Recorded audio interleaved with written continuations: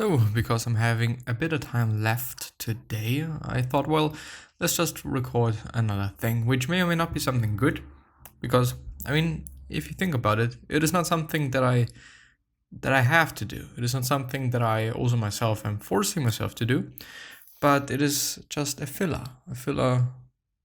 time filler quite, which per se is, maybe not the best thing one can have, quote unquote. Anyway, let's see.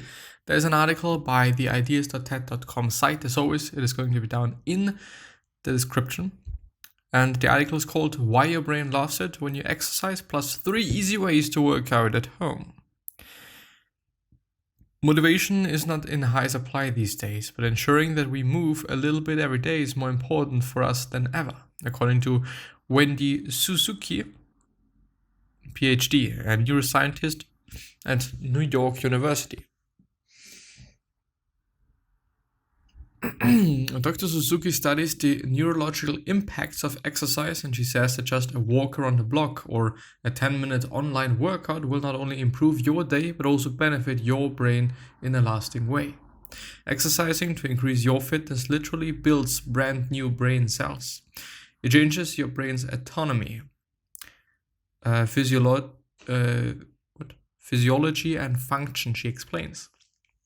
Every time you work out, you're giving your brain a neurochemical bubble bath, and these regular bubble baths can also help protect your brain in the long term from conditions like Alzheimer's and dementia. This sounds great, but it's hard to turn those long-term benefits into motivation to get up and do something every day. Start by thinking of exercise or any movement as part of your daily routine for caring for your body, like brushing your teeth. Since most of us are currently in staying alive and keeping other people alive mode, getting toned, losing weight, or looking different might not be such useful goals to have right now, even though it's one of my goals. Instead, says Dr. Suzuki, the immediate benefits of exercise can serve as more relevant motivators. It's really the new way to bring wellness to your brain. A single workout increases neurotransmitters like dopamine, serotonin, and noradrenaline. And as these mood boosters can also improve your memory and focus for up to 3 hours afterwards.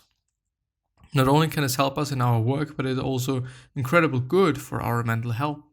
In August 2020, Dr. Suzuki informally tested this out with a group of students in one of her New York University classes over Zoom. Participants took a quick 5-minute anxiety assessment, and then she surprised them with 10-minute intensati, INTENSATI workout. After they exercised, the students took the assessment again. What we found is the first time they took that assessment, they were scoring at close to clinical anxiety levels, she recalls. After 10-minute workout, their anxiety scores decreased to normal levels. That is why you need to incorporate these bursts of activity in your day. It helps your mental health, and it also helps your cognition, which is something that I'm seeing in my life as well. I work out quite every day, 6 times a week. It is something that I do. It is something that I've, made a habit of. And I would say the best time for me of the day is right after the workout. Especially when I had a great workout. But, quite in general, after the workout, I just feel really good. So, how much do you need to exercise in order to feel those benefits? That, says Dr. Suzuki, is the billion-dollar question. Unfortunately, there is no simple answer. 5 push-ups or 10 burpees don't automatically release a set amount of dopamine. In her 2017 TED Talk, she recommends trying to fit in 30-minute sessions of exercise 3 to 4 times a week, which is nothing, by the way. But the real answer, especially now, is to exercise for as long as you can, ideally doing it a little bit every day. Even a walk can start to give you those neurotransmitter and mood benefits, she adds. Many of the positive effects she mentions come from doing cardiovascular exercise, that is, any workout that gets your heart rate up. But even this can be accessible than it feels.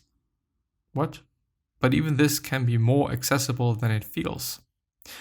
A vigorous session of power vacuum will get your heart pumping, even if you can't go for a run. If your building has stairs, take them instead of an elevator. Even if you start with just a few minutes a day, it's likely that you'll end up increasing what you're doing over time. That's what the research in Dr. Suzuki's lab has shown. The more exercise you do, if you're successful at regularly exercising, the more motivation you gain. She says, I don't want to do it some mornings, but then I remember how good it really feels at the end. Which is really the case, by the way. So when is the best time to work out? Similarly, there is no need to be too prescriptive with timing, according to Dr. Suzuki. As she puts it, anytime you feel like working out, work out. It will be beneficial to you, so whenever you find time, just do it, especially if you're a parent with your children.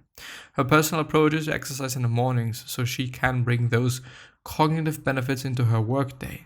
But if you find you're most productive in the evenings, it might be a good time for you. Try to enhance the natural tendency you know you have, advises Dr. Suzuki. I tend to do it in the morning when I can, when I'm having, when I don't have to work, and when I do have to work, then I'm going to do it in the evening. The complete opposite. But something that is more important for me is the time that I'm having available because I don't want to rush it. Even though I'm having really high volume workouts, I tend to really, really not be efficient. Really, literally, I'm wasting quite a lot of time in between sets, watching YouTube videos, stuff like that. Actually switching YouTube videos while I'm working out, because I want to listen to them. And, there's a lot of time that I'm wasting indeed. And so workouts tend to take quite a long time, but this is, just some time that I'm taking myself and I'm also making space for. That sounds great, but what if you live in a small apartment with 2 kids and your neighbors will complain if you do burpees at 10 p.m.? Then just do fucking push-ups. That is where online fitness comes in. Embrace all the available options and find the ones that work best for your situations, both in length and type of exercise. It's not weird to work out in your living room, she says. It's great. It's so convenient. I love it. Well, I'm doing it every single day. One of the most prolific areas of online fitness is on TikTok, where many coaches and personal trainers are sharing workouts for all body types and living situations, but you can also just search for them on YouTube, by the way. Justin Augustin, a personal trainer based in Montreal, Canada, has been offering short workouts that don't require special equipment or choreography. Here are 3 with great exercises to do at home. They are perfect for people working out in small indoor spaces who want a short fitness break, and you can find dozens more on his TikTok. Indoor cardio, he says. Quiet workout, which, it's amazing that he's doing that. Low impact silent cardio workout for beginners and indoor cardio. So also pretty fit, which by the way is important.